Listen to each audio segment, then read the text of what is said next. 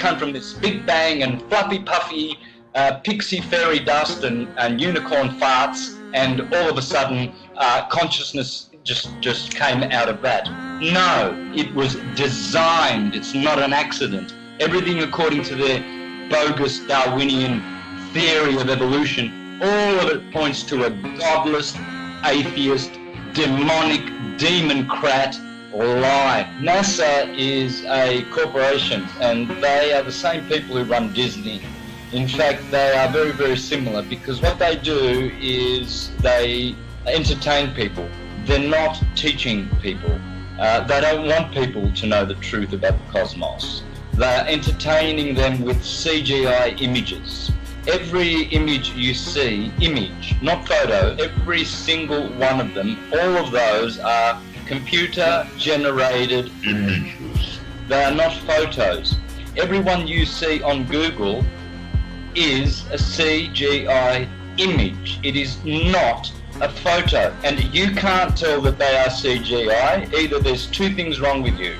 You are either or you are mentally deranged. You do not have control of your own mind. Your mind has been indoctrinated, it has been brainwashed, and you've been duped, and you still believe in Santa Claus and the upside down spinning Santa ball, which the Jesuits invented in 1542. Prior to 1542, every single culture, all our intelligent ancestors will be rolling in their graves knowing that their stupid progeny actually think they live on a spinning globe that people bow down to for their false ideology. Zoom up to Venus, zoom up to Mars, and you will see that they are lights. They are stars. Hence all the intelligent pre-Copernican astrologers, Ptolemaic astrologers like myself, taught that all the planets are wandering stars. They are luminous bodies. Just as the Egyptians said, just as the Greeks and the Mayans and the Aztecs said, just as our intelligent ancestors said. If all the stars, as they say, in every constellation are all at different depths by millions of light years, how come for thousands and thousands and thousands of years of hurtling through the sky, there is no distortion, no difference in luminosity of stars?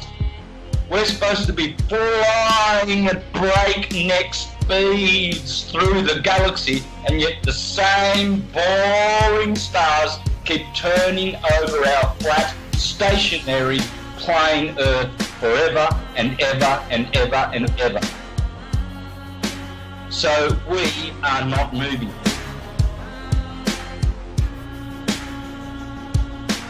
We're supposed to be traveling at, get this number in your head, 66,600 mile an hour, 666. That's how fast the Earth is orbiting.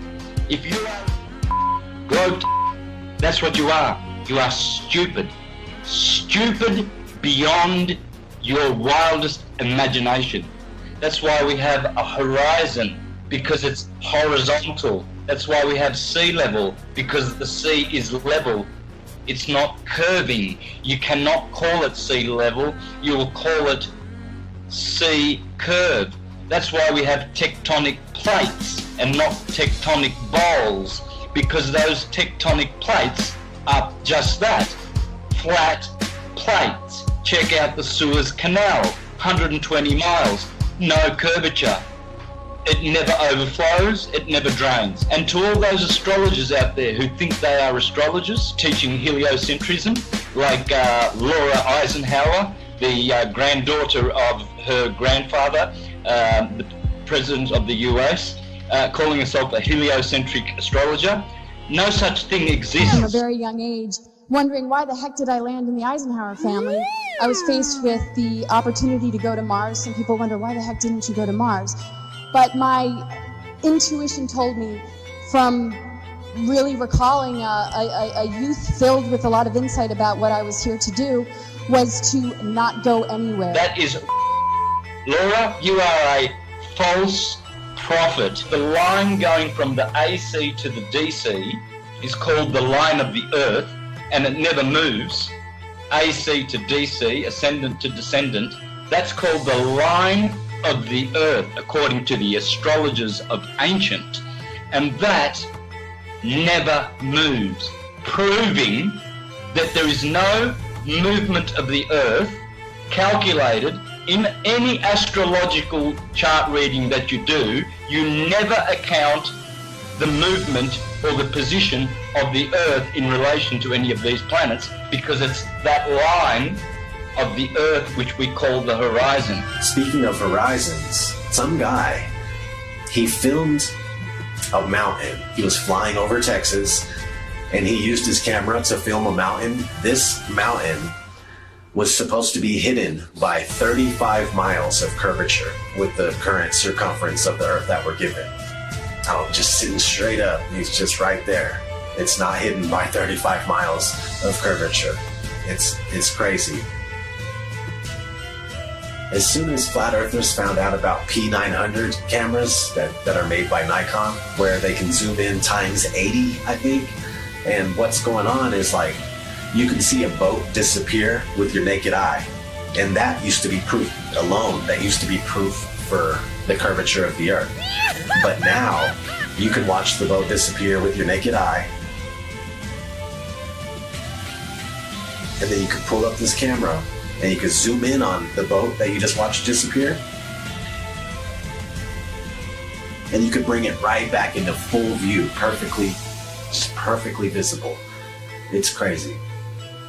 There's no camera tricks, there's no illusions involved. Nothing. It's just perfectly back into view.